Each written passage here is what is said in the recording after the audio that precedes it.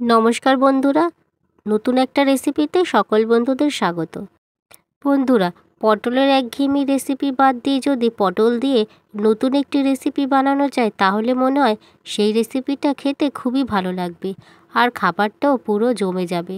আজকের এই রেসিপিটা গরম ভাতের সঙ্গে ডাল দিয়ে দারুণ লাগবে। আশা করছি আজকের রেসিপিটি দেখার পরে আপনাদের অনেক বেশি ভালো লাগবে। আর ভিডিওটি স্কিপ না করে আপনারা পুরো ভিডিওটি দেখতে থাকুন। পটলের রেসিপি তৈরির জন্য আমি এখানে কয়েকটা পটল নিয়েছি আর পটলগুলো বেশ কচি আছে। আজকের রেসিপির জন্য কচি পটল নিলেই খুব ভালো হবে, তাই আপনারা চেষ্টা করবেন এই রেসিপিটা কচি পটল দিয়েই তৈরি করতে।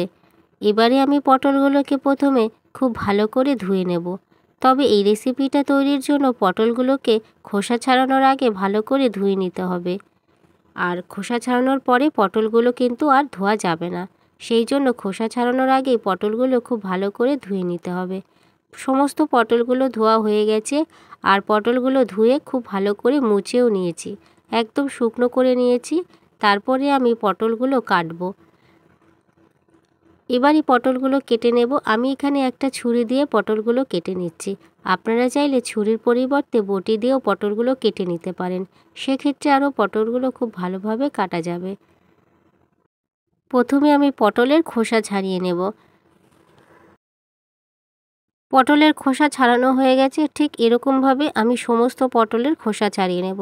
সবকটা পটলের খোসা ছাড়িয়ে নিয়েছি। এরপরে আমি এই পটল কেটে নেব। প্রথমে পটল মাঝখান থেকে দুটুকরো করে নেব। আজকের এই রেসিপির জন্য মাঝখান থেকে পটলটা প্রথমে কেটে নিতে হবে। আর ঠিক এরকমভাবে সবগুলো পটল আমি প্রথমে দুটুকরো করে নেব। আর সেই জন্যই পটলগুলো কচি হলে খুবই ভালো হয়, কাটাও খুব সহজভাবে হয়ে যাবে।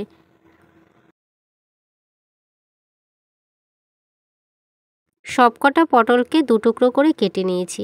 তারপরে অর্ধেক পটল নেব। আর এই অর্ধেক পটলকে আমি একটা ছুরি দিয়ে এক মাথা থেকে সরু সরু করে কেটে একদম নিচের দিকে নামাবো। তবে পুরোটা কেটে দেব না, নিচের দিকটা একটু বাদ রেখে কাটবো। আপনারা দেখেই নিন কীরকমভাবে আমি পটলটা কেটে নিচ্ছি। একদম সরু সরু করে কেটে নিচ্ছি। ছুরি দিয়ে খুব ভালো করে কাটা যাবে, বটি দিয়েও কাটা যাবে ভালো করে। আর পটলটা আমি কেটে নিচ্ছি এক মাথা থেকে একদম পুরো কেটে আর এক মাথা নিচ অবধি কেটে নিচ্ছি। এইভাবে সরু সরু করে আমি সবকটা পটল কেটে নেব। আপনারা এবার দেখে নিন যে আমি কীরকমভাবে পটলটা কেটে নিয়েছি। এক মাথা পুরো কেটে দিতে হবে আর আরেক মাথার নিচটা কিছুটা বাদ রেখে কাটতে হবে। তাহলে বন্ধুরা আপনারা দেখতেই পেলেন যে কত সুন্দরভাবে পটলটা কেটে নিয়েছি আর দেখতেও কিন্তু বেশ লাগছে। এইভাবে সবকটা পটল আমি কেটে নেব। তাহলে বন্ধুরা, এখনও যারা আমার চ্যানেলের নতুন বন্ধু চ্যানেলটিকে সাবস্ক্রাইব করেনি তারা এই চ্যানেলটিকে সাবস্ক্রাইব করে পাশে থাকা বেল অপশানে ক্লিক করে দেবেন। তাতে পরবর্তী সমস্ত রান্নার ভিডিওর আপডেট আপনার ফোনে প্রথমেই পৌঁছে যাবে। এছাড়া ভিডিওটি যারা ফেসবুক থেকে দেখছেন তারা তিয়াশা ফুড হাউস চ্যানেলটিকে ফলো করে দেবেন। এবারে এই পটলটাও খুব সুন্দরভাবে কেটে নিয়েছি। ঠিক এই রকমভাবে সবকটা পটল আমি কেটে নেব। আর বন্ধুরা দেখে নিন সবকটা পটল কাটা হয়ে গেছে, খুব সুন্দরভাবে কেটেও নিয়েছি। এবার এই পটলের মধ্যে আমি দেব স্বাদ মতন নুন,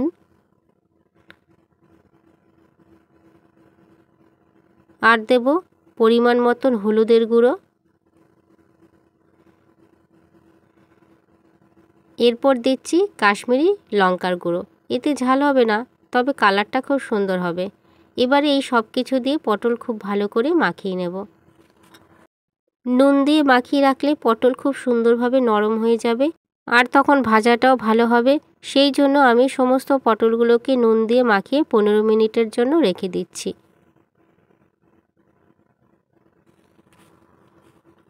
সমস্ত পটলগুলো নুন দিয়ে মাখানো হয়ে গেছে। এবারে আমি অন্য একটা বোলের মধ্যে 4 টেবিল স্পুন বেসন দিলাম। এরপরে দিচ্ছি 2 টেবিল স্পুন চালের গুঁড়ো। এবারে দিয়ে দেব স্বাদ মতন নুন। তারপর দিচ্ছি রঙের জন্য হলুদের গুঁড়ো। এবারে অ্যাড করব সুন্দর ফ্লেভারের জন্য কালো জিরা। তারপর দেব ঝালের জন্য লঙ্কার গুঁড়ো। আপনারা চাইলে এখানে কাঁচা লঙ্কাও দিতে পারেন। প্রথমে শুকনো উপকরণগুলোকে একটা চামচ দিয়ে খুব ভালো করে আমি মিশিয়ে নিচ্ছি।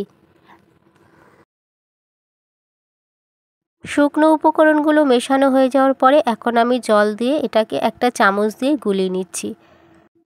আর বেসনের একটা ব্যাটার বানিয়ে নেব। বেসনের আমি এই ব্যাটারটি একদম পাতলাও করব না আর একদম ঘনও করব না, মিডিয়াম ঘনত্বে রেখে এই ব্যাটারটিকে আমি গুলিয়ে নেব। প্রথমে চামচ দিয়ে আমি ভালোভাবে গুলিয়ে নিয়েছি, তারপরে আমি হাত দিয়ে এটাকে খুব ভালো করে ফেটিয়ে নেব। কারণ হাত দিয়েই খুব ভালো করে ফেটানো যায়, সেই কারণে আমি হাত দিয়ে খুব সুন্দর করে ফেটিয়ে নেব। যত ভালো বেসন ফেটানো হবে বেসনটা ততই স্মুথ হবে, আর যখন আমি এটাকে ভাজবো তখন খুব সুন্দরভাবে ফুলে উঠবে। খুব ভালোভাবে আমি ফেটিয়ে নিয়েছি আর ঘনত্বটা ঠিক এরকম থাকবে।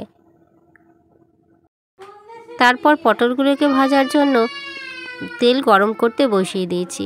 তেলটা প্রথমে ভালো করে গরম করে নেব।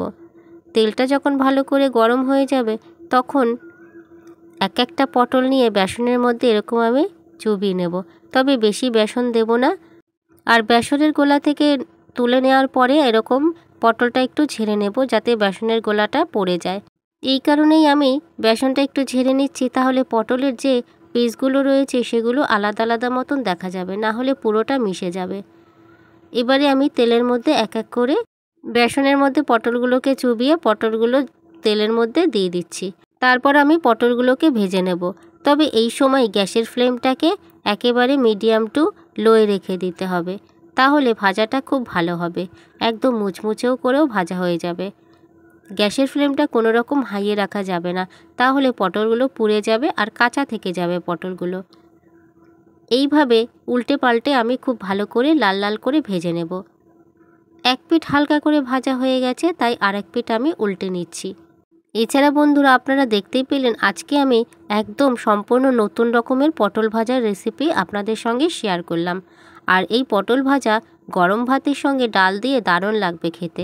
আপনারা বাড়িতে পটল এইরকম ভেজে দেখবেন আর ডাল দিয়ে খাবেন, দেখবেন দুপুরের খাবারটা পুরোপুরি জমে উঠেছে। কয়েকবার উল্টে পাল্টে খুব সুন্দর করে আমি লাল লাল করে ভেজে নিয়েছি। এবারে আমি এগুলোকে নামিয়ে নেব। আর যে সমস্ত পটলগুলো ভাজতে বাকি আছে সেইগুলো ঠিক একই রকমভাবে ভেজে নেব। তাহলে বন্ধুরা দেখতেই পেলেন যে কত সুন্দরভাবে ভাজা হয়ে গেল এই পটল, আর বেশ সুন্দরভাবে মুচমুচেও হয়েছে, খেতেও দারুণ লাগবে।